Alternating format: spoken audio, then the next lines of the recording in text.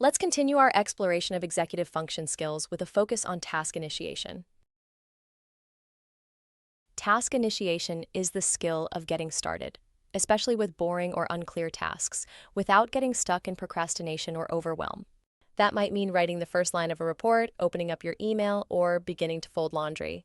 Without it, even simple tasks can remain undone. Task initiation moves you from "I need to do this" to "I'm doing it." At work, task initiation struggles can look like over-researching or over-planning instead of beginning, feeling paralyzed by where or how to start, and jumping to easier tasks to avoid harder ones. For many people, the hardest part of a task is just starting. And I want to emphasize right away, this isn't about laziness. People who struggle with task initiation often want to do the task, but their brain struggles to shift into action. It's something many of us, especially those who are neurodivergent, struggle with. Let's dig deeper to understand why task initiation is difficult and explore strategies that can help. There are many reasons task initiation is hard. For people with ADHD, the brain doesn't always produce the dopamine spark needed to get moving. Or you can struggle with decision paralysis from too many steps or not knowing how to break down the steps. With autism, transitions can be tough, and starting a task might require leaving a comfortable routine or managing sensory input. Autistic people can also really struggle with getting started if they were given unclear instructions. Anxiety and depression can also contribute. Just thinking about a task can create stress, which leads to avoidance. And for many of us, perfectionism or fear of failure can freeze us before we even begin. There's also an overlap with other executive functioning skills like planning, time management, and emotional regulation. Luckily, there are supports that can make task initiation easier. These fall into three buckets: environment, motivation, and mindset. Let's look at environment first. You can use external supports like reminders, alarms, and sticky notes. Using visual checklists, subtasks, and only displaying one task at a time can help reduce overwhelm.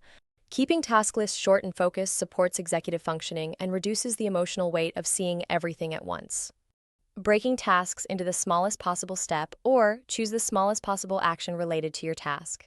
Instead of clean the kitchen, try put one mug in the sink. This approach is supported by research on behavioral activation and can lower the threshold to get started. Body doubling, working alongside someone else, even virtually. Body doubling helps to create structure, provide light accountability, reduce isolation, and boost motivation and energy through co-regulation, which can also increase dopamine. Motivation. Make the start rewarding, gamify the task, pair it with something enjoyable like music or coffee, and reward yourself for starting, not just finishing. Finally, let's look at mindset. You can try mental strategies like the just 5 minutes rule. Commit to just starting. This can sidestep internal resistance and build momentum naturally. Many people find they continue past the 5-minute mark once they get going. Reframe tasks as experiments instead of perfection tests. And most importantly, practice self-compassion. Struggling to start doesn't mean you're lazy or broken. Avoid the shame spiral. Supporting task initiation in the workplace. Support task initiation by starting with a micro task like open the file or write the header.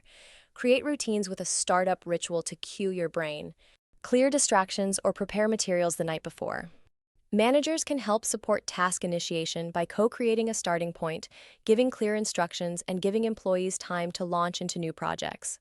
Coworkers who are stronger with task initiation can help get the ball rolling or offer to brainstorm. Task initiation is often the toughest step, but it's not about laziness. It's about how our brains work. By using environmental supports, boosting motivation, and shifting our mindset, we can lower the barrier to getting started.